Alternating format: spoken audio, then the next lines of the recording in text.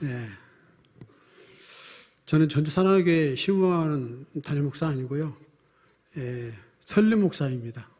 그리고 전북 할례 대표이기도 하고 전북 제자훈련원을 설립해서 또 이렇게 대표로 하고 있습니다. 제자훈련하고 있는 사람인데요. 여러분 들어오실 때 주일 설교 자료를 주보에 넣어드렸는데 한번 꺼내보시죠.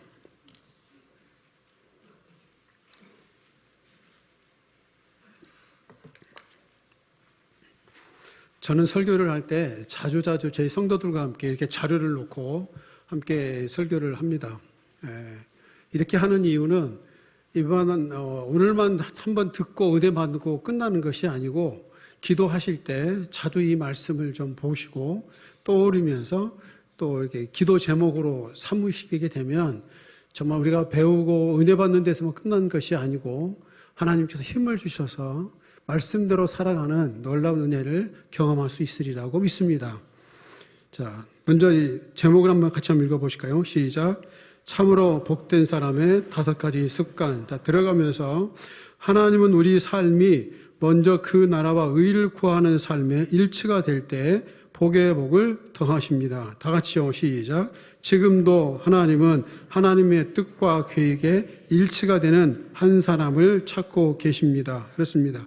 저희 교회에 김장로님이라는 분이 계시는데 이분이 결혼 전에는 교회를 다 다니질 않았어요. 그런데 너무 괜찮은 아가씨를 만났는데 예수 믿는 아가씨였다는 거예요.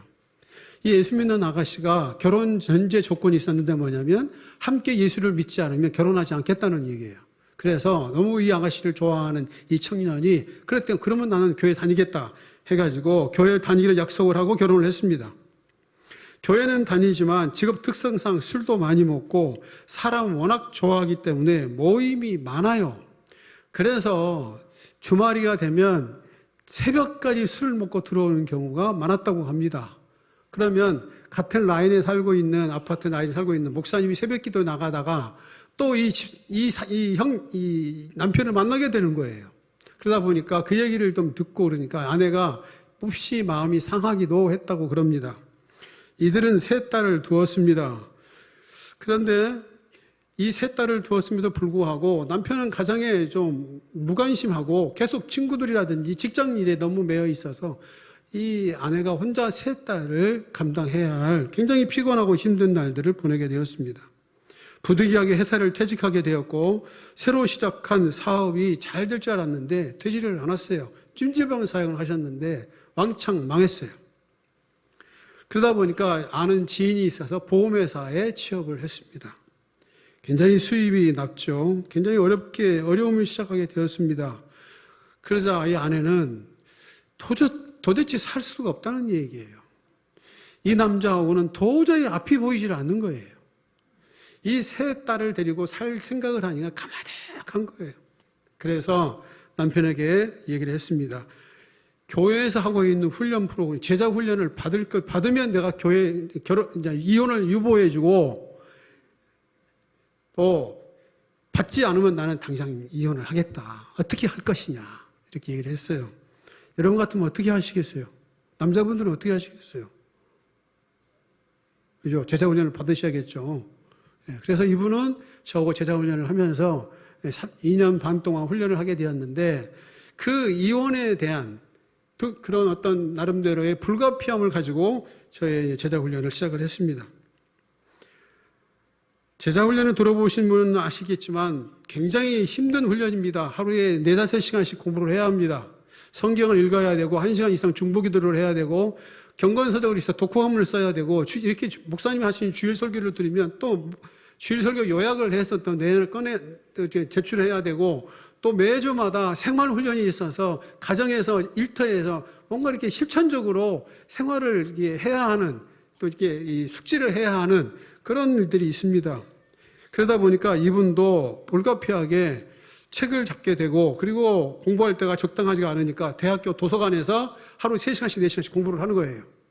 대학을 졸업하고 난 뒤에 책을 가까이 하진 않았습니다. 대부분의 경우 직장인들이 다 비슷합니다. 그러다가 이렇게 성경을 가까이 하고 또 경건서적을 읽고 암송을 하고 하니까 잘 되지 않겠죠. 무척 힘들어했습니다. 그러면서 이상하게 그 몸에 이상한 현상이 일어나게 된 거예요.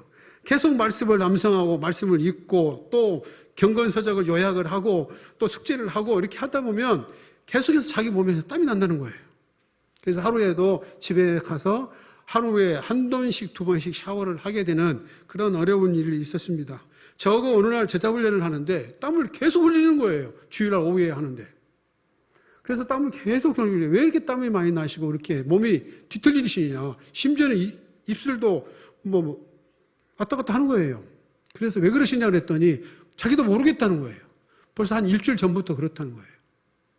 제가 그걸 가만히 보면서 느낀 게 뭐냐면 하나님의 말씀을 살았고 운동력이 있어서 이분의 말씀에, 이분의 몸에 하나님의 말씀이 살아 역사하게 되니까 몸이 뒤틀리는 거예요. 이제까지 잘못된 습관, 잘못된 가치관, 그 모든 것들을 머리에서 발끝까지 하나님께서 바꾸시는 거예요. 새 곳으로. 고치시는 것이라고 저는 믿습니다. 우리가 하나님의 말씀을 깊이 있게 묵상하고 그 말씀대로 살아가는 데 힘쓰고 노력하고 애쓰면 우리 몸이, 우리 생활과 삶이 달라지게 돼 있어요. 우리 몸에 병이 나을 줄을 믿습니다. 가정의 모든 형편과 상황들이 하나님의 은혜 가운데 새롭게 될 것을 우리는 경험한 사람이라고 믿습니다. 이게 신앙생활이에요. 그러므로 신앙생활은 경험적인 거예요. 이론이나 철학이나 성경에 기록된 대로 그냥 머물러 있는 것이 아니에요. 이 말씀이 살아서 우리의 몸에, 우리의 삶에 직접적으로 경험되어지고 역사하는 것이라고 저는 믿습니다. 하나님은 살아계세요. 성경에만 계신 분이 하나님이 아니세요. 그분은 우리의 마음에 살아계시고 온 하늘과 땅에 충만하게 살아계신 하나님이시기 때문에 우리의 삶을 구체적이고 분명하고 그리고 확신 있게 우리의 길을 이끌어 가시는 전능하신 하나님이시라고 저는 믿습니다. 이렇게 이분이 제자 훈련을 받게 되다 보니까 술을 끊게 되지 않겠어요? 그러니까 술 친구들까지 모임이 다 끊어져 나갔어요. 점점 더 생활이 어렵게 되었어요. 이는 오직 제자 훈련과 가정과 교회에 집중하게 되었습니다. 새벽 기도를 빠진 날이 없었어요. 그리고 가정의 경제를 위해서 아내가 학원 교사를 일하기를 시작했습니다. 생활이 어려웠어요. 5 식구가 24평에서 상당한 기간 동안 살아야만 했었어요. 그러나 여러분, 가정이 믿음으로 세워지게 되고 아빠가 딱 중심을 잡게 되고 하나님의 말씀과 기도로 세워지게 되자 가정은 변화되기 시작했어요. 아내와 남편의 사이가 회복이 되었습니다. 아이들이 방황을 하고 아이들이 제의를 하지 못하는 아이들이 있는데 이 아이들이 중심을 잡게 되고 교회에 가까이 하게 되고 엄마나 아빠가 교회를 가까이 하니까 이 아이들이 교회를 가까이 하고 그리고 교회에서 베이스를 하기도 하고 드럼을 치기도 하고 기타를 쳐서 중고등부 때는 이들이 찬양 인도를 했었어요. 가정이 화목된 거예요. 새로워진 거예요. 돈은 좀 없지만 진정한 행복을 온 가족들이 누리게 된 거예요.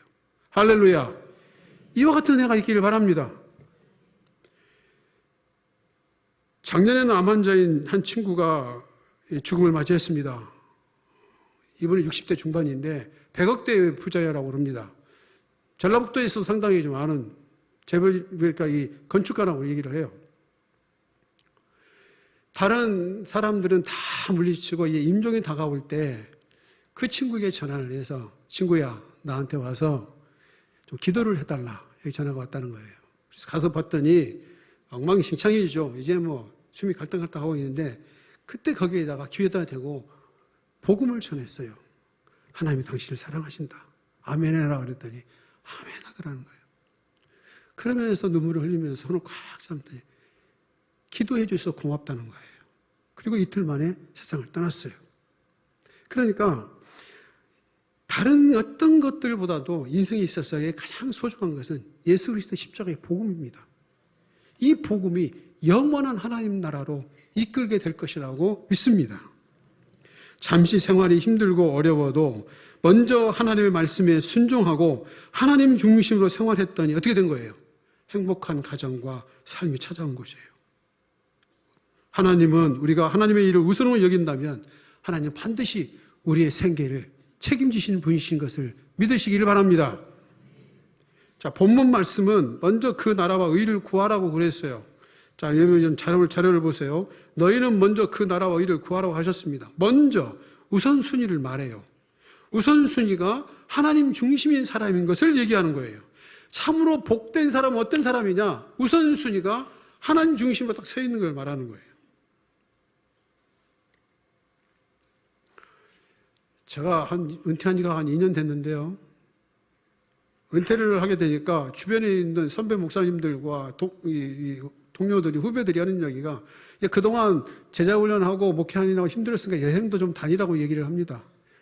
아내와 함께 취미 생활도 많이 하라고 그럽니다. 물론 저희 아내하고 취미 생활도 없습니다. 그냥 교회에 미쳤고 또 성도들에게 미쳐가지고 제자훈련에 미쳐가지고 평생을 보냈습니다. 취미 하나도 저는 없어요. 저희 아내도 그렇고요. 그러니까 이제 은퇴했으니까 뭐 여행도 좀 하고 취미 생활도 좀 하고 그러라는 거예요. 그런데 제가 여행을 좀 해보니까 너무 힘들고 피곤하더라고요. 더더군다나 이 인천공항에서 전주까지 내려오는 것이 저는 진짜 싫어요. 여러분은 괜찮으세요? 익산까지 오는 거? 아니, 일본에서 비행기 타고 인천공항까지 오는 시간하고 인천공항에서 익산까지 내려오는 시간하고 똑같아요. 그게 더 피곤해요. 리무진 타고 내려오는 게. 그래서 여행하기 싫어해요. 동남아도 마찬가지예요.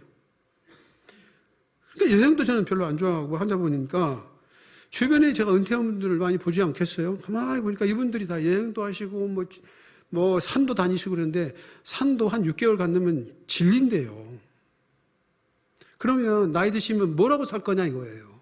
취미생활도 아무리 좋아도 아내하고 무슨 뭐 탁구를 치고 뭐 한다 할지라도 그것도 뭐 해봐야 1, 2년이죠. 그러면 나머지 기간 뭐 할 거예요?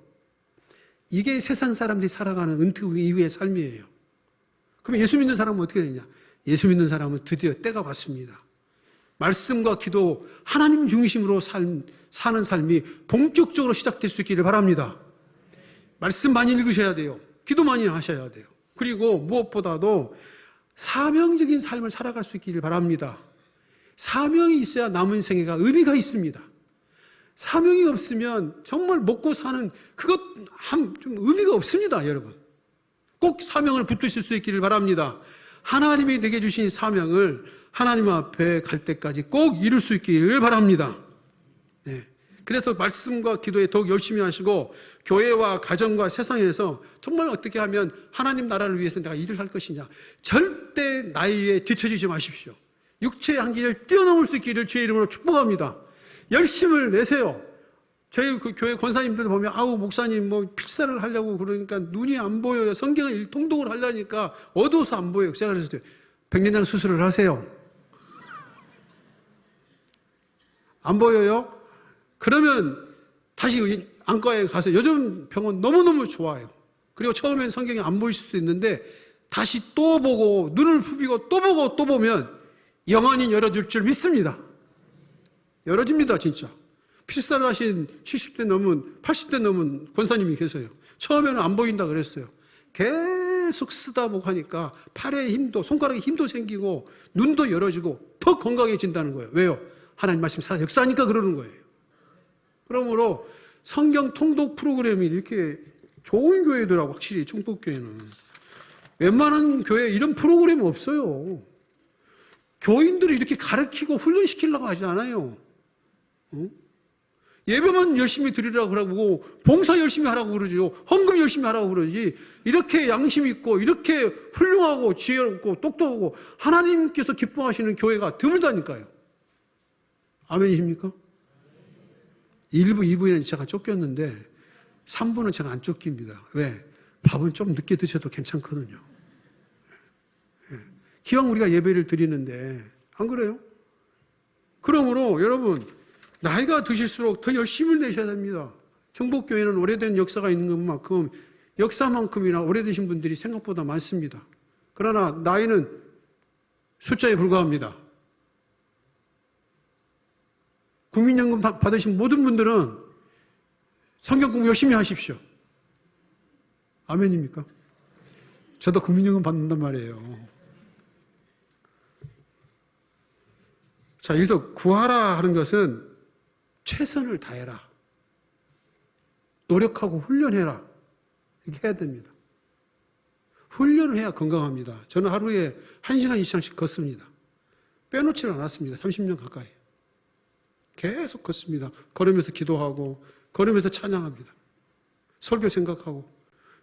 여러분들도 똑같이 그렇게 하셔야 됩니다. 훈련을 해야 건강해진 것처럼 영성도 마찬가지예요. 영성도 훈련을 해야 건강해지는 거예요.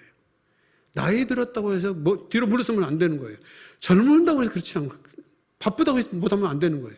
말씀을 훈련을 할 수 있기를 바랍니다. 최선을 다해야 된다는 거예요. 그렇다면 우리가 좀 더 구체적으로 어떻게 하면 하는 것이 하나님 나라와 의를 구하는 것인가 하는 것을 구체적으로 한번 살펴보겠습니다. 여러분 참 자료를 보시죠.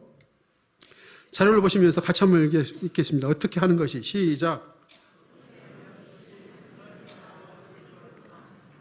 즉 먼저 하나님의 뜻과 계획에 일치하는 삶을 구하는 것이라고 할 수 있을까요? 네. 조엘 코메스키는 세계적으로 유명한 교회 700명의 재직과 성도들을 만나봤습니다. 그 결과 하나님의 뜻과 계획에 일치하는 삶으로서 형통하고 교회 안에서 선한 영향력이 있는 사람은 5가지 정도의 공통점을 갖고 있다는 사실을 발견했다는 거예요. 세계적으로 봤을 때. 그런데 그 중에 교인들이 갖고 있는 오해가 하나 있는데 그것이 어떤 오해냐면 어떤 신비적인 은사나 영적 체험을 했던 사람이거나 다른 사람들보다 특별한 은사를 가졌거나 남들보다 많은 교육을 받았다거나 남보다 적극적인 성격을 소유한 사람들이지 않다는 거예요. 하나님의 축복을 받은 사람들을 가만히 공통적으로 보고 교회 안에서 선한 영향력을 미친 사람들을 보니까 이런 사람들이라고 생각하는데 그건 오해라는 거예요. 이해하셨죠? 그렇지 않다는 거예요. 그러면 어떤 사람이 하나님의 복의 복을 받는 사람이고 그리고 먼저 그 나라와 의를 구체적으로 구하는 사람이냐 하는 것입니다. 자, 여러분 보시죠. 자, 첫 번째를 줄치인 거 있죠. 첫 번째. 다시 보셨죠? 다 같이 한번 읽겠습니다. 타이틀을. 시작. 하나님 중심의 지속적이고 전적으로 헌신된 삶을 갖고 있습니다. 전적 위탁. 다 같이요. 시작. 우리가 살아도 주를 위해 살고 죽어도 주를 위해 죽나니 그러므로 사나 죽으나 우리가 주의 것이로다. 하나님을 전적으로 신뢰하고 하나님 중심의 삶이 바로 가장 중요한 거예요. 이거 하나만 오늘 꼭 기억하고 가셔야 돼요. 누구 중심의 삶? 하나님 중심의 삶. 이거 어려운 거 아니에요. 자, 보세요. 자, 하나님의 계획과 하나님의 뜻이 있어요. 나를 향한 하나님의 계획과 하나님의 뜻이 있어요. 그리고 나의 계획과 나의 뜻이 있어요. 자, 그렇다면 어떤 인생의 길을 선택을 할 때 젊은이들도 마찬가지고 나이 드신 분들도 마찬가지. 우리가 어떤 선택을 할 때 하나님의 뜻과 계획이 있고 나의 뜻과 나의 계획이 있는데 그러면 어떤 게 지혜롭고 온전하고 그리고 영원하고 그리고 무엇보다도 풍성한 열매를 거둘 수 있느냐 하는 것이에요. 하나님의 뜻과 계획이요 아니면 나의 뜻과 나의 계획이요 어느 쪽이요? 왜 그래요? 또 어느 쪽이요? 자, 2층 어느 쪽입니까? 맞습니까? 예. 하나님의 뜻과 계획입니다. 어려운 거 아닙니다, 여러분. 쉽잖아요. 우리는 인생을 살아왔지만 앞날을 아는 사람 아무도 없어요. 젊든 나이가 들든. 그러나 하나님 우리 인생을 다 알고 계세요. 다 알고 계세요. 그러므로 하나님 중심의 삶이 지혜로운 삶이고 하나님 중심의 삶이 내 계획보다 옳고 크고 좋고 완전하고 영원하다는 얘기예요. 동의하시면 아멘 하십시오. 네, 아멘 크게 하셔야 됩니다. 동의하십니까? 올 한 해 그렇게 사시면 돼요. 하나님의 뜻과 계획, 나의 뜻과 계획이 딱 양립하고 섰을 때 내가 뭘 선택한다? 하나님의 뜻과 계획을 선택할 것이다. 비록 내 눈앞에 보이는 것 때 좁은 길인 것 같고 여러분 찬양하셨잖아요. 좁은 길인 것 같고 좁은 문인 것 같은데 나는 바로 이 길로 갈 것이다. 그렇게 가면 하나님이 그 모든 것을 더하시는 놀라운 은혜가 있으리라고 믿습니다. 두 번째 읽어주십시오. 두 번째 시작. 균형 잡힌 가정생활의 삶을 갖고 있습니다. 균형과 가정생활 너희도 각각 자기의 아내 사랑하기를 자신같이 하고 아내도 자기 남편을 존경하라. 건강한 가정이 건강한 교회를 만듭니다. 제가 목회를 35년 해보니까 교인들이 아주 이상한 분들이 계세요. 교회를 오래 다녔는데 여전히 유교적인 전통 남존여비 사상을 갖고 있는 사람이 있어요. 여자분들 같은 경우는 여자가 무엇을 할 수 있어? 여자라서 안 돼. 그런 어떤 뭐랄까 이 유교적 전통관에 갖고 있는 그런 어떤 이 생각을 갖고 있는 분들이 교회 안에 생각보다 많아요. 성경적 세계관, 성경적 가치관을 갖고 있지 않는다는 거예요.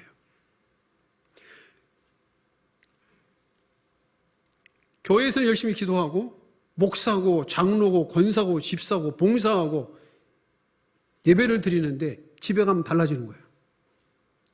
아주 게으르고 나태하고 자기중심적이고 이기적인 거야. 그리고 가정에서는 권위적인 거야. 특별히 남자분들. 자기가 돈 좀 벌어온다고 마음대로 쓰려고 하는 거야. 자기 취미 생활을 하지만 아내의 취미 생활과 아이들의 취미 생활에 대해서는 관심이 없어. 그런 분들이 교회 안에 있다니까요. 아닌 것 같죠? 그렇지 않습니다. 여러분, 박윤선 박사님이라면 한국의 신학계에 아주 유명한 신학 박사입니다. 목사님이시고. 저도 그분을 좀 압니다. 박윤선 목사님의 딸 박혜란 박사가 쓴 책, 목사의 딸이라는 것을 여러분 중에 읽어보신 분들이 생각보다 많으실 거예요. 그분의 이 박혜란 박사의 글 중에 나와 있는 거 일부를 제가 인용해 보겠습니다. 내 아버지는 한국 최고의 칼빈주의 신학자로 알려져 있으나 사실은 유교적 칼빈주의자였다. 아버지는 내면에 깊이 뿌리박힌 유교 사상을 냉철하게 도려내지 못한 채 인생을 마감하셨다. 남존여비 사상은 아버지가 어머니를 대하는 태도의 뿌리였고 충효 사상은 하나님과 자녀 관계의 근간을 이루는 사상이었다. 그러다 보니 하나님의 사랑에 관심을 갖기보다는 하나님만을 섬김으로 이웃 사랑을 소홀히 했다는 거야. 예배는 많이 드리는데 가정이라든지 직장이라든지 세상에서의 하나님의 사랑을 하나님 앞에 드려지는 그것들을 소홀히 했다는 거예요. 예배 드릴 때하고 다르다는 거예요. 기도할 때하고 생활하고 다르다는 얘기예요. 유교의 효도 개념을 성경에 그대로 옮겨 복음을 왜곡한 유교적 율법주의자였다. 한국에서 유명한 신학자예요, 이분이. 근데 이분의 딸이 자기 아버지를 유교적 율법주의자라는 얘기한다는 거예요. 놀랍지 않아요? 어디까지 읽었냐? 여기 있다. 즉, 영적 생활과 가정과 사회생활을 완전히 분리하여 이중 구조 속에서 살았던 것이다. 딸이 쓴 글이에요. 하나님은 하늘과 땅에 충만하시며 통치하신 분이신데 성경은 영적인 것만이 아니라 온 세상과 육신에 속한 모든 영역도 하나님의 통치 영역 안에 있는 것인데 우리 아버지는 교회 안에만, 성경 안에만 있는 것이라고 생각했다는 얘기예요. 이해되셨어요? 이해 못하시면 어쩔 수 없어요, 이제. 그러므로 내가 이곳에서 예배를 잘 드린 예배자였다면 가정에서 자녀로, 부모로, 부부로 하나님의 자녀답게 살아야 된다는 거예요. 이게 하나님을 기쁘시게 하고 하나님이 복을 주세요. 이런 사람에게. 무엇보다 가정에서 가족들이 인정하는 신앙 인격이 됐을 수 있기를 주님의 이름으로 축복합니다. 가족들이 인정하지 않는 신앙생활은 허무예요. 도대체 누구를 위해서 신앙생활을 합니까? 내 자녀들이, 내 가족들이 인정하지 않는 신앙생활을 도대체 어디에다 내놓을 수 있겠습니까? 여러분 생각을 해보세요. 도대체 뭘 하자는 거예요? 내 인생이. 그러므로 내 자녀들도 마찬가지입니다. 내 아내나 남편에게도 정말 성경적인 세계관을 가지고 생활해야 되는 것이 아닌가 싶습니다. 그래서 세 번째가 중요합니다. 자, 세 번째 보시죠. 세 번째. 같이 한번 읽어봅시다. 시작. 늘 말씀 훈련과 양육에 힘쓰는 삶을 살고 있습니다. 훈련과 양육, 예수님의 지상명령. 같이 한번 읽어보시죠. 시작. 너희는 가서 모든 민족을 제자로 삼아 아버지와 아들과 성령 이름으로 세례를 베풀고 모세가 여호수아를, 엘리야가 엘리사를, 바울이 디모데를 남겼듯이 사람을 남기겠다는 비전을 갖고 있어야 됩니다. 한 사람 한 사람을 예수의 제자로 가르치고 훈련하는 것에 가정과 교회의 사활이 걸려 있습니다. 지금 한국교회가 문제잖아요. 아버지나 엄마나 어른들은 예수를 믿는데 젊은이들이 예수를 안 믿는단 말이에요. 3%가 뭐예요? 3%가. 그럼 이 가운데 목사 아들, 딸, 장로 아들, 딸, 집사 아들, 딸 있을까요? 없을까요? 많단 말이에요. 많단 말이에요. 우리 신앙생활이 사람을 키우지 않았다는 얘기예요. 나만 예배 드릴 수 있고, 나만 가서 기도하고, 나만 뭔가 이렇게 봉사하면 됐지. 내 아들, 딸들은 때가 되면 돌아오겠지. 그런 생각들이 허점이었다는 거예요. 어릴 때부터 이 아들, 딸들을 데리고 말씀으로 가르치고, 가정예배도 잘 드리고, 교회 안에 있는 훈련 프로그램을 통해서 학교 성적보다 이 아이들이 하나님을 사랑하고 하나님을 섬길 수 있는 그 아이들도 세웠다 그런다면 이와 같은 현실을 우리가 맞이하지 않을 거 아니에요, 지금. 불교, 천주교, 원불교보다 못한 것이 기독교래요. 우리가 믿는 기독교. 우리가 매일매일 노래하고 찬양하고 있는 기독교. 하나님!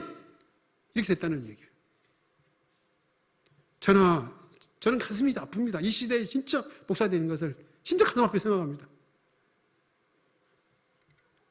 그럼 어떻게 되냐? 말씀 훈련과 양육을 받아야 된다는 거예요. 내 아이들을 가르쳐야 된다는 거예요. 목사님, 내 아이가 결혼해가지고 지금 서울 살고 있는데 그래요? 그러면 잘 됐죠.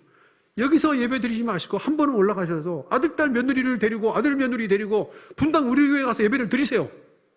이찬수 목사님한테 소개를 해드리고 꼭 소개를 해드려야 돼. 이찬수 목사님, 제가 청복교회 집사인데 제 아들, 딸을 제 아들과 며느리를 이 교회에 맡깁니다. 꼭 기도해 주시고 잘 가르쳐 주십시오. 청복교회는 잘 아시지 않습니까? 우리 조태성 담임 목사님이십니다. 그러면 이찬수 목사가 뭐라 그러겠어요? 관심을 좀 더 갖지 않겠어요? 잘 대해주지 않겠어요? 그렇게 해서 이 아들과 며느리와 이 서울에 있는 자녀들이 열심히 교회를 다녀야죠. 교회는 좋은 교회 다녀야 됩니다. 청복교회처럼. 분당 우리 교회 좋은 교회입니다. 저도 이찬수 목사하고 같이 신앙생활 했습니다. 사랑하는 교회에서. 그러니까 훈련을 받아야 한다는 거예요. 이 훈련 프로그램 저는 조금 마음에 안 드는 이유가 너무 작아. 40명 갖고 못 오겠다는 거예요. 이 교회가 1000명 가까이 되는 교회인데.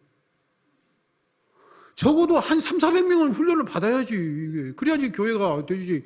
도대체 말씀과 기도 이런 거 훈련 안 받고 도대체 못 하겠다는 거예요, 이게. 그렇지 않겠어요? 여러분 생각해 보세요.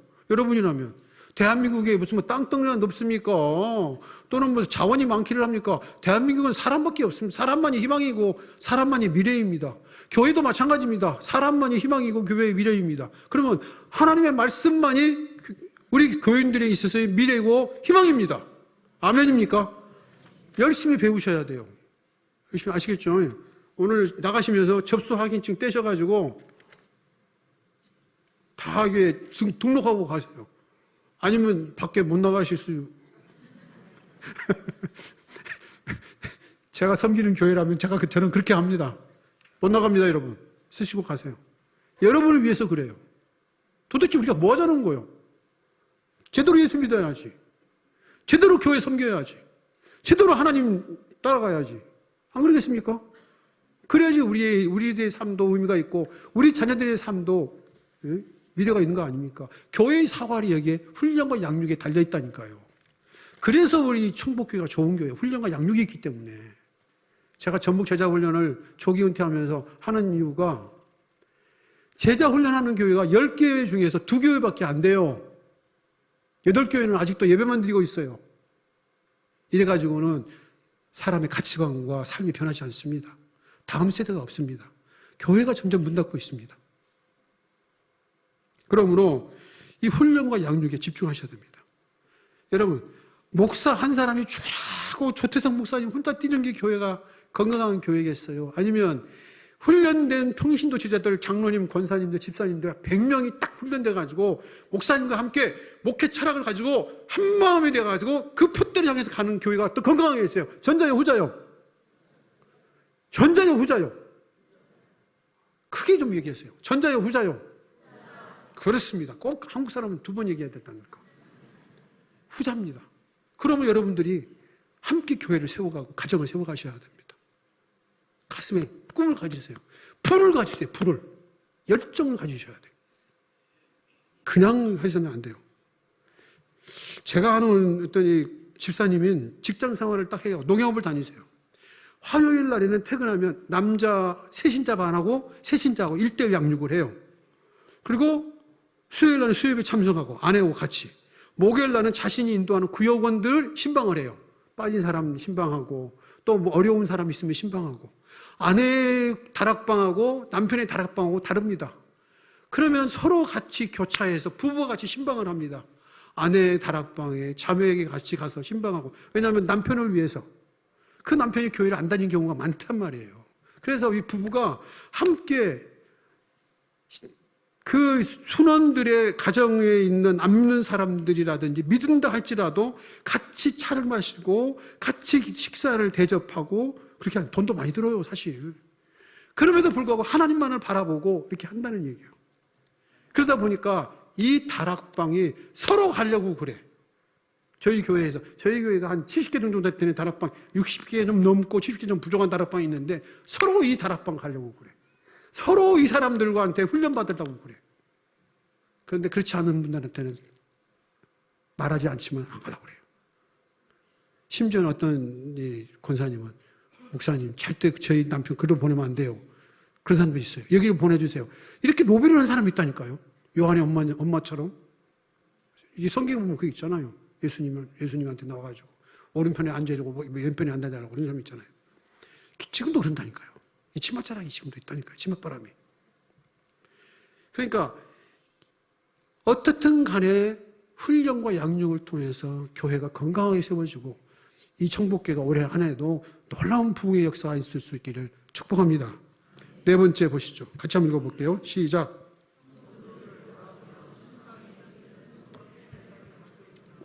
섬김의 종. 계속해서요. 시작. 내 양떼의 형편을 부지런히 살피며 내 소떼에게 마음을 돌아.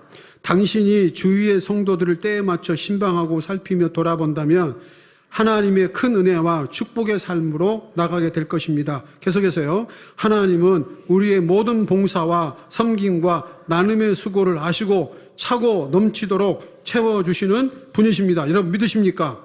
누가복음 6장 38절 주라 그리하면 너에게 줄 것이니 곧 후일되어 누르고 흔들어 넘치도록 하여 너희에게 안겨줄 것이다. 믿습니까? 그러니까 차고 넘치고 또 뭐 흔들어서 하나님께서 풍성하게 해줄 것은 뭐냐? 주라는 거예요. 찾아가라는 거예요. 시간도 내주고 당신의 믿음도 함께 나눠주고 그리고 당신이 가지고 있는 작은 것이라 할지라도 정말 서로 나눠주고 그런 것에 하나님이 결코 하나님을 공짜로 여기지 아니하시고 누가 갚아주신다는 거예요? 하나님이 갚아주신다는 얘기예요. 아무리 많아도 딱 웅크리고 있으면 그 사람 절대 부자 아니에요. 그러나 적어도 마음을 열고 나누고 또 섬기면 그 사람이 부자인 거예요.